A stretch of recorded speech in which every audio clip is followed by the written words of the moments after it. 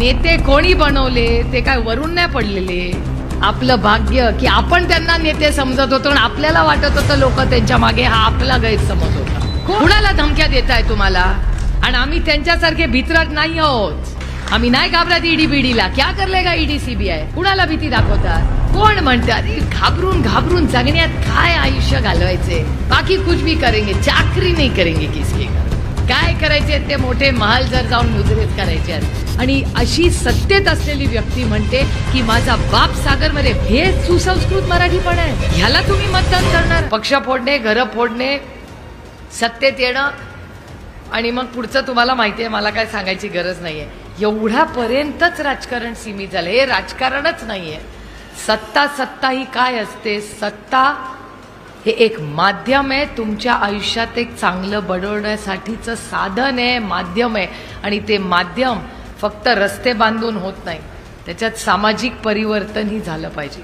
आज समाजामध्ये तेढ वाढवणारी भाषणं करतात आणि म्हणतात एक दिवस पोलिसांना घरी पाठवा. बघतो हे कोण सांगणार आहे एक दिवस पोलिसांना? हा देश अदृश्य शक्तीच्या मनमानीनी चालत नाही. हा देश भारतरत्न डॉक्टर बाबासाहेब आंबेडकरांच्या संविधानाने चालतो.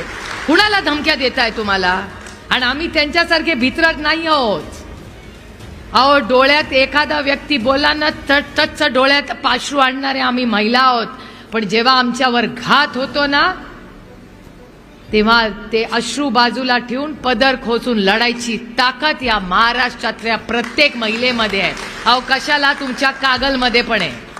पण एक सांगते, मगाच्या भाषणापासून एक भाषण लोक म्हणत होते आणि मी ऐकत होते आणि मला आश्चर्य वाटत होते. खरं मी हे बोलणार नव्हते आज, पण तुम्ही आधी माझ्या ही भाषणं केली म्हणून मला हे सांगायचं आहे तुम्हाला.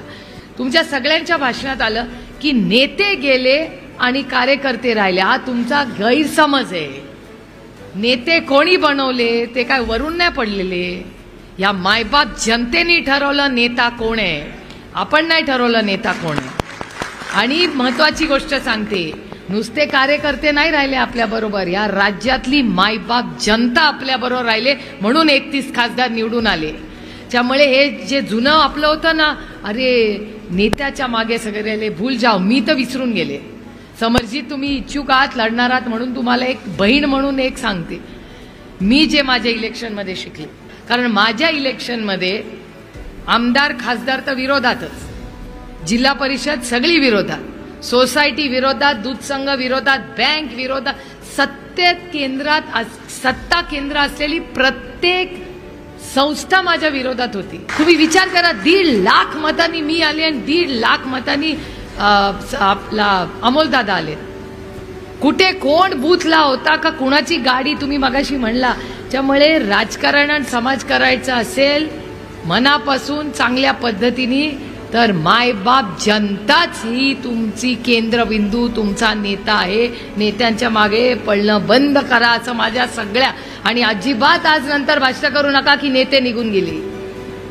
आपलं भाग्य की आपण त्यांना नेते समजत होतो आणि आपल्याला वाटत होतं लोक त्यांच्या मागे. हा आपला गैरसमज होता. आपला म्हणजे तुमचा नाही, आमचा, जे आम्ही स्टेजवर बसलो. कारण का लोक नेताला मोठंही बनवतात आणि त्याला घरी दाखवायचं काम ही मायबाप जनताच करते. त्यामुळे हा गैरसमजातून या इलेक्शनमधून मी बाहेर पडले. लीडरशिप म्हणजे नुसता सत्कार घेणं नाही. तुमच्या रोजच्या सुखदुःखात तुम्हाला दुःख झालं तर त्याला त्याची झळ बसली पाहिजे. असा राजा पाहिजे, असा नेता पाहिजे, असा लोकप्रतिनिधी पाहिजे.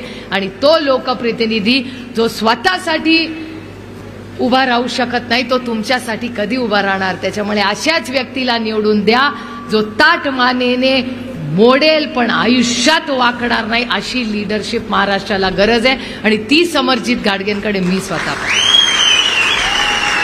आणि नवीन पिढी आहे. अरे डरना मना आहे यार. कोण म्हणतात घाबरून घाबरून जगण्यात काय आयुष्य घालवायचे? बाकी कुछ भी करेंगे, चाकरी नहीं करेंगे किसके घर. छोट्या घरात राहू पण स्वाभिमानाने राहू. काय करायचे ते मोठे महाल जर जाऊन मुजरेत करायचे असते नाही चलेगा. आणि ह्यालाच स्वाभिमानी मराठी म्हणतात. प्रत्येकाला आपल्या भाषेचा, आपल्या मी भारतीय आहे ह्याचा मला सार्थ अभिमान आहे. पण त्याच्याबरोबर मी मराठी असण्याचाही मला सार्थ अभिमान आहे. त्यामुळे ही आस्था, मराठी भाषा किती गोष्टी करण्यासारख्या आहेत. अहो भाग्य की तुम्ही कोल्हापूरचे लोकप्रतिनिधी होणार आहात. खरंच मला विश्वास आहे की लोक आणि सातत्य त्यांच्या कामात. म्हणजे मला आठवतंय सगळा पक्ष एक असतानाही अनेक वेळा त्यांनी मला बऱ्याच कथा त्या भागाच्या सांगितल्या, तर त्याच्यात मला नाही पडायचं. योग्य अयोग्य ते जे कोणी सरकार यंत्रणा असेल ते ठरवेल. अन्याय झाला का नाही ह्याच्यात मला पडायचंच नाही.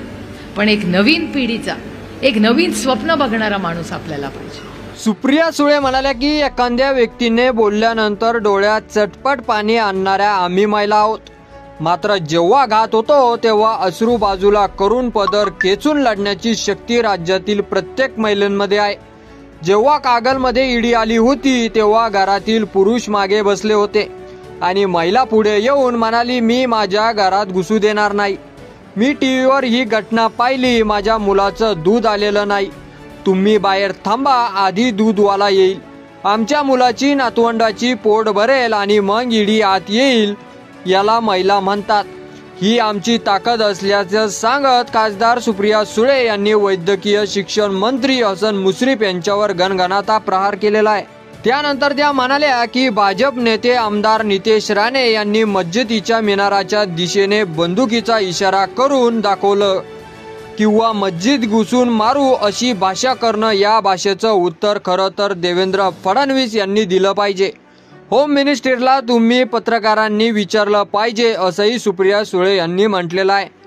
तर समय सबसे बलवान है. आधी आमच्या महाविकास आघाडी सरकारच्या काळात एसटीच्या कामगारांना कामबंद आंदोलन केलं, तेव्हा विलिनीकरणाची भाषा होती.